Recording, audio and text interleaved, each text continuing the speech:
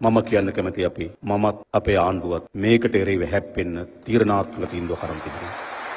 அனுரகுமார் திசாநாயக்க அவர்கள் எடுத்திருக்கக்கூடிய இந்த முடிவு சாதாரண முடிவில் அரசாங்கம் எதையும் பண்ண முடியும் என்று நம்ம பேச முடியும். ஆனால் உண்மையிலேயே அரசாங்கத்தினால் அப்படி பண்ண முடியுமா என்பதற்கே ஒரு தைரியம் வேணும். போதையோடு தத்தளியக்கூடிய இளைஞர்களை வைத்துக்கொண்டு நாட்டை நாங்க அடுத்த கட்டம் கொண்டு போக போறோம், நாங்க ஏஐல முன்னாடி வர போறோம், கல்வியில நாங்க முன்னாடி வர போறோம், நாங்க பெரிய பெரிய ஆட்களா மாற போறோம்னா அதெல்லாம் அசாத்தியம், நடக்காது.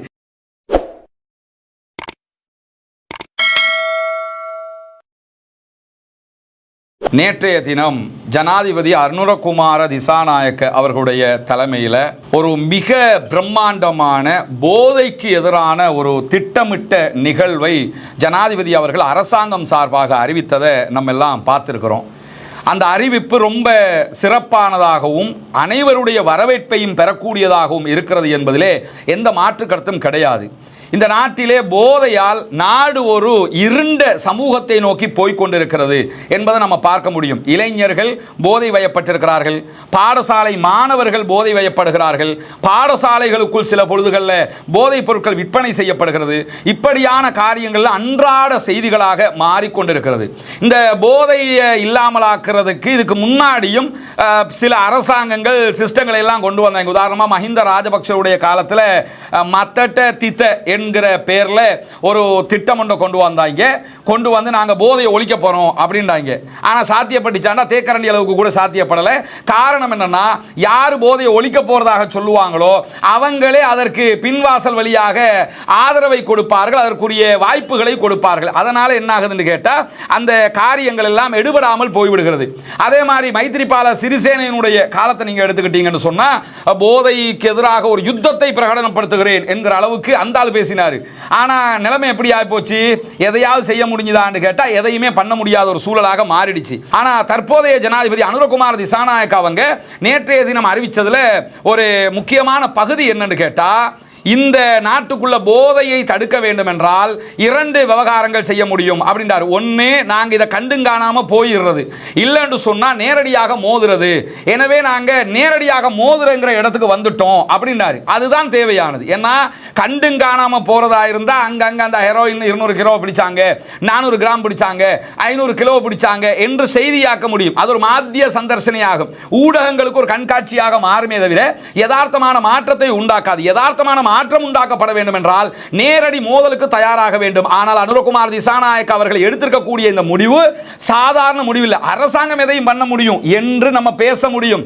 ஆனால் உண்மையிலேயே அரசாங்கத்தினால் அப்படி பண்ண முடியுமா என்பதற்கே ஒரு தைரியம் வேணும். எந்த ஜனாதிபதிக்கும் இல்லாத தைரியம் இந்த விஷயத்தில் அவருக்கு வந்திருக்குதுன்னா, அவருடைய டீமுக்கு வந்திருக்குன்னா, காய்தல் உவத்தல் இல்லாமல், கட்சி வேறுபாடு இல்லாமல், இயக்க சிந்தனைகள் இல்லாமல், கருத்து வேறுபாடுகள் இல்லாமல் அதை நாம் பாராட்ட வேண்டும். ஏன்னா நாங்க நேரடியா மோத ரெடின்ட்டாங்க. இதுல 2, அதாவது ஹிட்டன்ல ஒரு பெரிய கவர்மெண்டே இருக்குது. அதை நம்ம புரிஞ்சுக்கணும். வெளியில அனுரகுமாரோடைய கவர்மெண்ட் தான், ஆனா உண்மையிலேயே எந்த அரசாங்கம் வந்தாலும் அரசாங்கத்துக்கு உள்ள இன்னொரு அரசாங்கம் இருக்கும். அது யாருடைய அரசாங்கம்?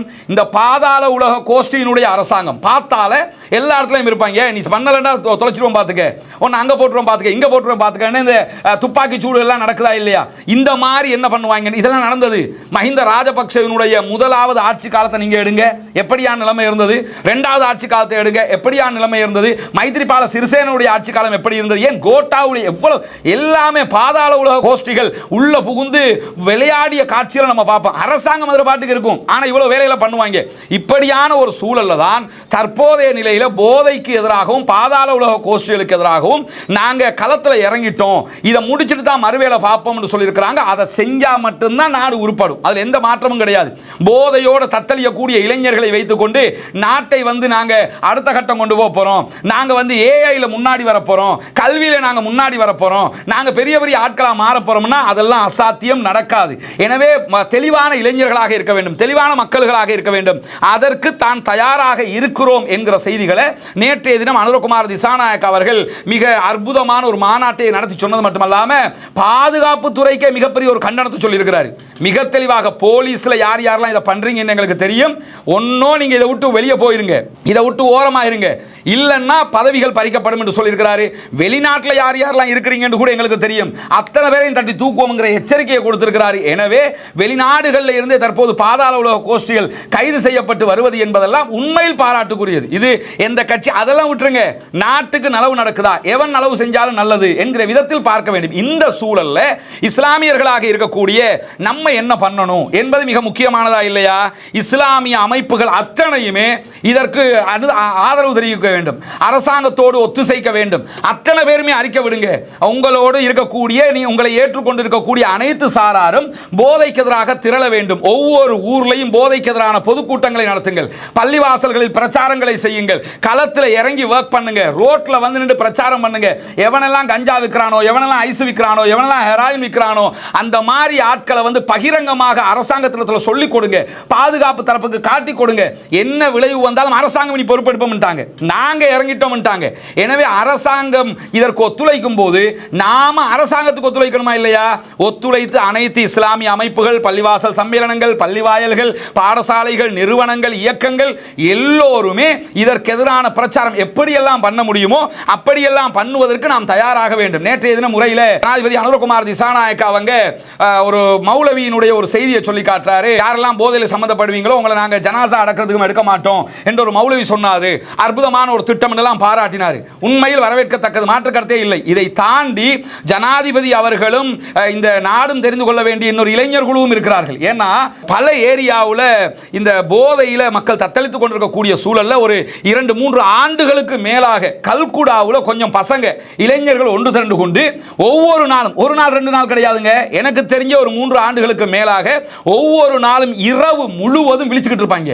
எங்கெல்லாம் ஐஸ் விற்கிறாங்களோ போய் கையும் களவுமா பிடிப்பாங்க, ஐஸ் அடிக்கிறவங்களை கையும் களவுமா பிடிப்பாங்க, போதை விற்கிறவங்களை விரட்டி பிடிப்பாங்க, பிடிச்சு கொண்டு போலீஸ்ல ஒப்படைப்பாங்க.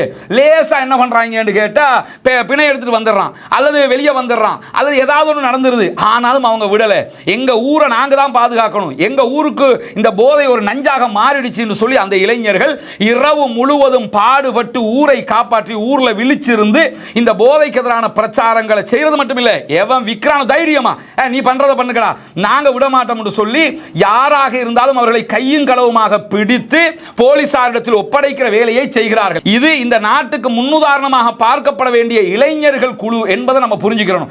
இந்த இளைஞர்களை முன்னுதாரணமாக கொண்டு ஒவ்வொரு ஊர்லையும், மூத்தூர்ல கிளம்புங்க, கிண்ணியாவுல கிளம்புங்க, அனுராதபுரத்தில் ஆரம்பிங்க, கொழும்புல ஆரம்பிங்க, சவுத்துல ஆரம்பிங்க, நார்த்ல ஆரம்பிங்க, எல்லா ஊர்களையும் நம்ம என்ன பண்ணணும் கேட்டா இன மத குல வேறுபாடுகளை தாண்டி இந்த போதையை விற்பவர்கள், போதையோடு சம்பந்தப்படுகிறவர்களை பாதுகாப்பு தரப்பிடத்தில் கொண்டு போய் சேர்த்து அவர்களுக்கு எதிராக நடவடிக்கை எடுக்க வைத்து சட்ட ரீதியாக அவர்களுக்கு எதிரான தண்டனைகளை பெற்றுக் கொடுப்பதற்கு நாம் முன்வர வேண்டும். நம்முடைய நாட்டினுடைய அனைத்து மாகாணங்களிலும் அனைத்து மாவட்டங்களிலும் இந்த போதை வயப்பட்டவர்களுக்கு புனருத்தாபனம் பண்ணுவதற்கான மத்திய நிலையங்களை அமைப்பதாகவும் அரசாங்கம் அறிவித்திருக்கிறது. இதுவெல்லாம் உண்மையிலேயே பாராட்டுக்குரிய, மிகவும் வரவேற்புக்குரிய ஒரு காரியம். எந்த ஒரு அரசாங்கமாக இருந்தாலும் பேப்பர்ல சொல்லிட்டு வாயால சொல்லிட்டு கடந்து போகாம அதை செயல்பாட்டுக்கு கொண்டு வர வேண்டும். எனவே அரசாங்கம் இந்த அறிவிப்பை விடுப்பதற்கு முன்பதாகவே இதற்கு எதிரான சில செயல் திட்டங்களை செய்திருக்கிறார்கள், வரவேற்புக்குரியது. இப்பொழுது அறிவித்திருப்பது வெறுமனே ஆட்டாள ஸ்டிக்கர் ஒட்டுறதோட கடந்து போயிடாம நாம இதை ஒரு பிரச்சாரமாக மட்டும், ஒரு மாத்திய சந்தர்சனையாக மாத்திரம் வைத்து விடாமல் நிலையானதாக போதையை மொத்தமாக ஒழிப்பதற்கான வேலை திட்டங்கள்ல முப்படைகளும் களத்தில் இறக்கப்பட்டிருக்கிறது, அரசாங்கம் களத்தில் இறங்கி இருக்கிறது, அவர்களுடைய கட்சி சகோதரர்கள் இறங்கி இருக்கிறார்கள். இதை தாண்டி பொதுமக்கள் அத்தனை பேரும் களத்துக்கு வரணும், இஸ்லாமியர்கள் அத்தனை பேரும் களத்துக்கு வரணும். இதற்கு நாம் ஒத்துழைக்க வேண்டும் என்பதுதான் நம்முடைய பிரதானமான கோரிக்கையாக இருக்கிறது. அப்படி நாம் ஒத்துழைக்கிற போது போதையற்ற சிறப்பான இளைஞர்களை கொண்ட மிகச்சிறந்த அழகான ஒரு இலங்கையை நாம் கட்டியெழுப்பி விட முடியும். அப்படிப்பட்ட ஒரு இலங்கை தான் இந்த உலகத்திலே மிளிரக்கூடிய ஆசியாவின் அற்புதமான அதிசயமான ஒரு நாடாக மாற முடியும் என்பதையும் நாம் புரிந்து கொள்ள வேண்டும். இஸ்லாமிய வழிகாட்டுதலின் பிரகாரம் போதைக்கு எதிரான இந்த செயல் திட்டத்தில் நாம் அத்தனை பேரும் ஒத்துழைக்க வேண்டும் என்கிற கோரிக்கையோடு முடித்துக் கொள்கிறேன். அல்ஹம்துலில்லாஹி ரப்பில் ஆலமீன்.